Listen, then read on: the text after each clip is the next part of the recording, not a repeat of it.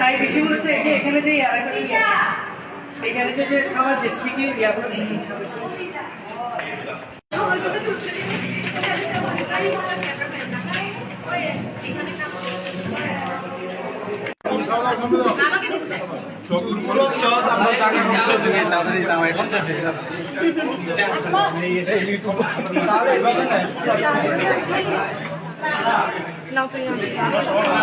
আমাদের বান্দরবান বিশ্ববিদ্যালয়ে governance and development studies ডিপার্টমেন্টের আয়োজনে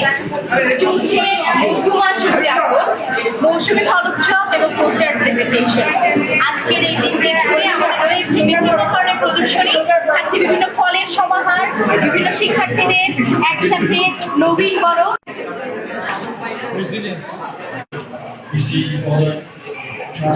সবাই পক্ষ থেকে আমি